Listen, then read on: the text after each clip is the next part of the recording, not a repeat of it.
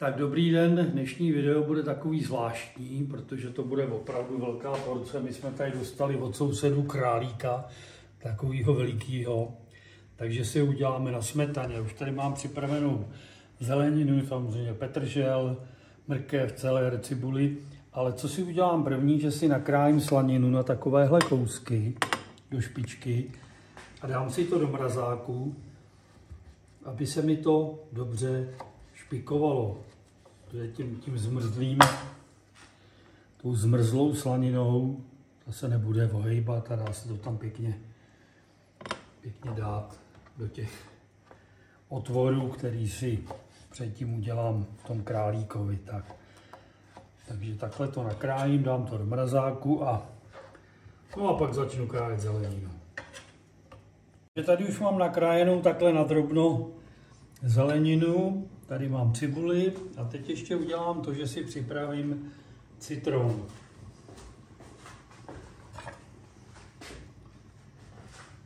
Jo, takhle 2 citrony, zase se to musí hezky okrájet, aby jsme tam to žlutý nebo to bílý neměli žádný, aby to nebylo hořké. Takže asi takhle oba citrony, pak je nakrájím na plátky a dáme do toho základu. Tohle je pořád jenom příprava.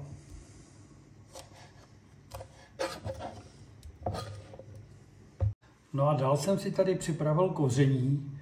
Nové koření, celý pepř, jalovec, bobkový list a tymián. Zase jenom příprava. No tak už tady mám tu slaninu, já jsem si vyndal jenom trochu, aby se mi neroztála, aby se mi to tam dobře dávalo. To ono, kdybychom dělali zajíce nebo srnu nebo něco takového, tak bychom asi tu blánu měli sundat, ale já myslím, že u králíka to není tak. Myslím, že to není nutné.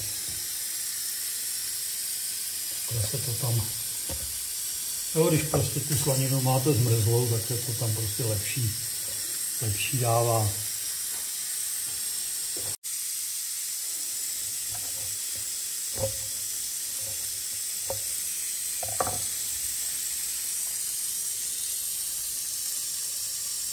Tady pokud tam slyšíte, jak tam něco syčí, tak to si vařím vývar na další vaření.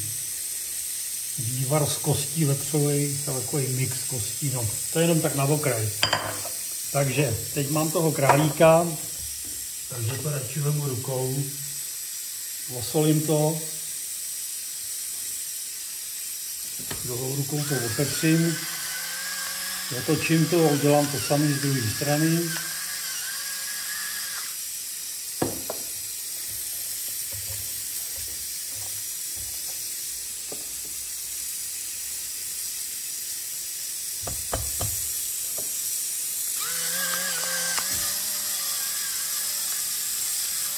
No a teď tohle to buď můžeme, nebo nemusíme.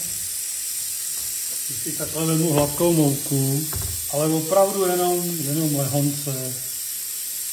Lehonce tak jako. Chci víc jako když padá sníh, ale on už moc nepadá. No. Takže jenom takhle opravdu to stačí. No a zapnu kamna, dám tam máslo a všechny ty kousky opeču na másle. Jo, takhle se rozpustí máslo. No, to tam můžu. Musím to dělat postupně, protože najednou se mi to tam nevejde. Takže z jedné strany, z druhé strany dám to tady na talíř a pojedu druhý kolo.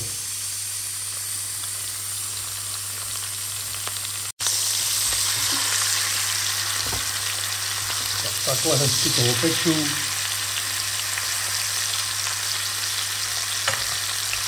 Ještě tomu uberu, taky tak.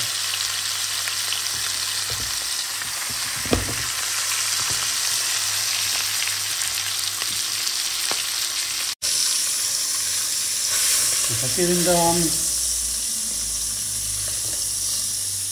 Mám tady i ledvinky a kousek ledíčka. Hop. No a teď do toho dám všechnu tu zeleninu, kterou jsem si připravil. Hop. No a vrstuji ji do takového lehce růžova. Ale v této chvíli už tam můžu dát to koření, který tady mám připravený, jak jsme si říkali. Už tam s ním.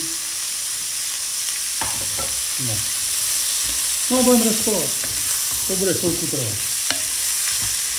Takhle se mi to tady míchá, nebo já to míchám, tady se mi to opěká, protože to byl nějaký gigakrálík. Tady já jsem ještě takhle velkýho nikdy neviděl, takže to bude asi 10 porcí omáčky, takže té zeleniny je dost a cibuli tam potom dáme, tak. Musíme počkat, až se to uděláme. V téhle chvíli už tam přidám cibuli.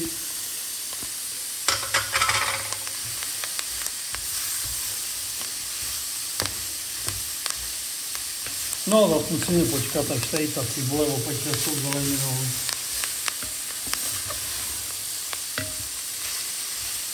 Takhle se to dělá. Teď myslím, že bych tam mohl dát takhle polovinu žíce cukru.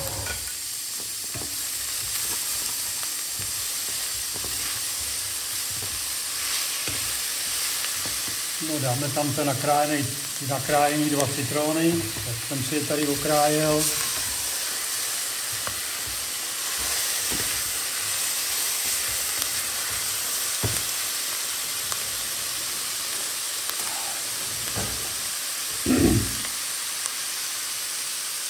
Dám tam takhle žíci octa.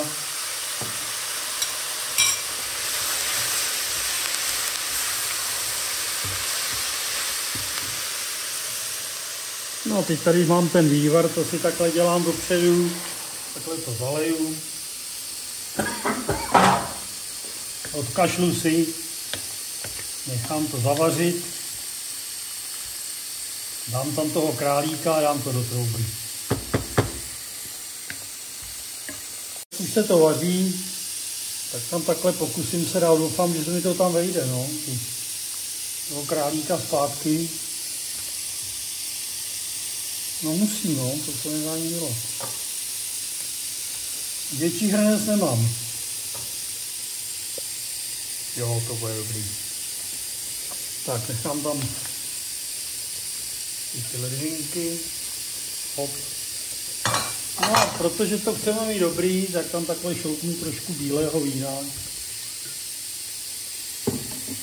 Nechám to zavařit, dám na to pokličku a při těch 65 stupních se na to za hodinu podívám. Pokličku a jdu do trouby. No a teď si připravíme na zahuštění té omáčky, takhle tam dám mléko. 2 deci to byly, teď tady mám smetanu, zase smendám. No a protože to bude 10 porcí, takže 10 žíček mouky. 1, 2, 3, 4, 5, 6, 7, 8, 9, 10. A kdybych chtěl někdo víc omáčky, tak ještě jednou. Tak. Kdybych měl mít někde metlu, fajn. Rozmíchám to, zatímco se to bude dělat, to maso v té troubě, tak ono se mi to pěkně rozmočí. No a pak tady mám ještě úplně nakonec si tam dáme tadyhle šláčku. Takže zatím je to takhle všechno. No, takže nakonec to tam bylo 1,5 hodiny. Ten králík je opravdu veliký. Ještě mi to padá okolo. Zeleninu nechám tady. Já si ještě k tomu něco vemu.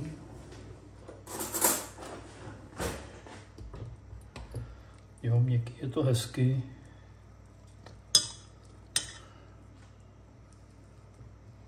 Takže takhle si to přendám do nějaký nádoby a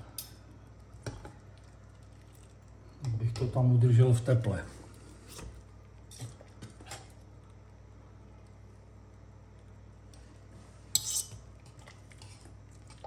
No a jdeme na tu omáčku. Maso jsem vyndal tady, že jo, to tady mám skovaný. Tady mám ten vydušeninu. A tady mám připravený tu smetanu 12 a nějaký mléko a 10 lžiček, 11 vlastně, viď? 11 lžiček mouky hladký, takže to tam takhle naleju.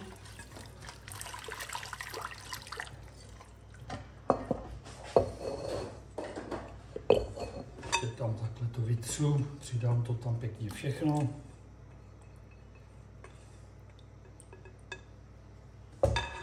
No a teď už je to jenom o to dobře provařit a pak to dobře dochutit. No a to už bude celý. Takže minimálně 3/4 hodiny by se to mělo pomalu vařit. Tak počkáme, až se to zavaří. Pak budeme pokračovat. No tak vidíte, takhle pomalu, je to vidět? Kameramanko je vidět. Takhle pomalu by se to mělo vařit. Je to ještě poměrně hustší, takže já tady mám vývar ještě. Takže si tam dám takhle 2 nabíračky vývaru. No a opravdu to chce občas. Chce to prostě trpělivost a občas to nejlépe takovýmhle nějakým nástrojem zamíchat, aby se vám to nepřilepilo. Ke dnu je to smetanová omáčka. No. Teď to chce čas a dobré nervy. Tak. Takhle hezky pomalu se to vaří.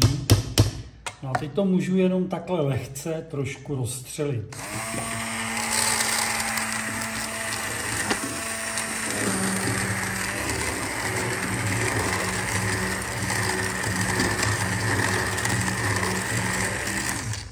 A dost. Jinak z toho budu mít zeleninové pyré. Tak, a budeme vařit dál. Já jsem takhle ty velká stehna takhle přepůlil, teď tady mám ještě ten hřbet, takže se pokusím to takhle udělat na 3 díly.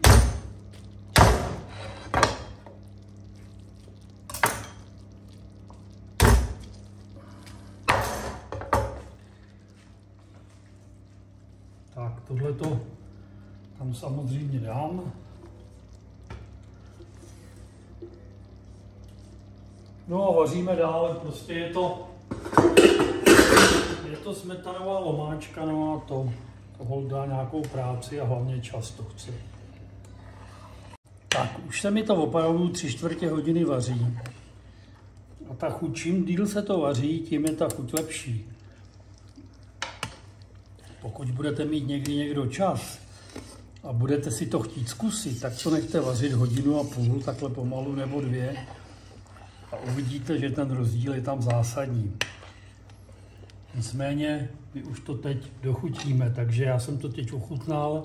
Slaný je to málo, takže tam trošku přidám soli.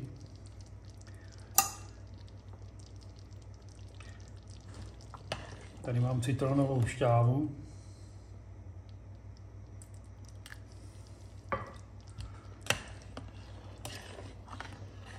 Můžu tam kápnout ještě trošku vína. Bílého, suchého samozřejmě. Teď to nechám zavařit.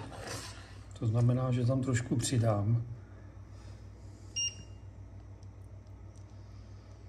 Možná. Nepřidám, nejde to. Jo, jde to.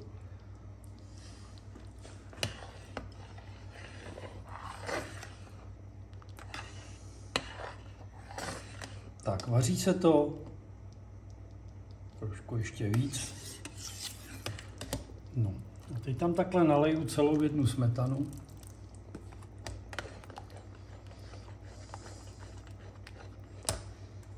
Trošku to vypláchnu vývarem.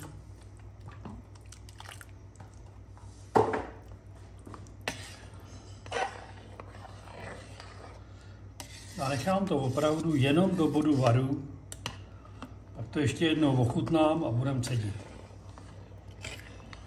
Tak, už se to vaří, to stačí. Vypneme. No a budu cedit.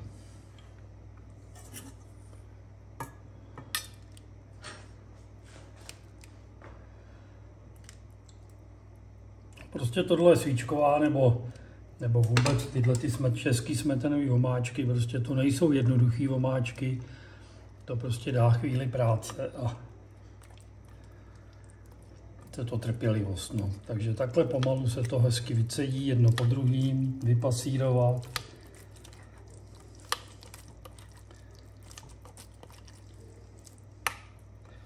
Setřít ze spoda, no a budeme pokračovat. No tak ještě tady mám ten zbytek, tak ho takhle trošku povolím.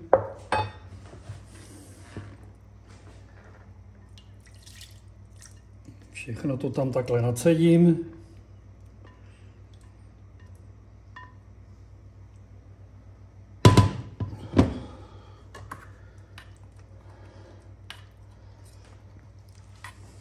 No tady už toho moc není, tady ta zelenina. Vidíte, ta zelenina, kterou jsem tam dal, to je tady. No. A teď to otřu. A ještě jednou to nechám převařit. A tím to bude hotový.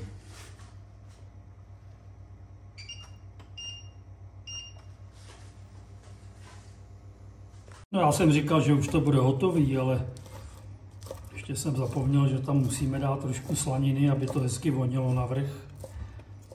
Aby se nám tam neudělala takzvaná deka na té omáčce, aby to neokoralo z vrchu, takže takhle trošku slaniny na drobné kostičky rozpustím a dám ji po vrchu té omáčky. Už se mi to krásně vyškvařilo, drobné kostičky slaniny, aby to hezky vonilo. Tady už se to začíná vařit, to jenom stačí zabublat, takže to vypnu.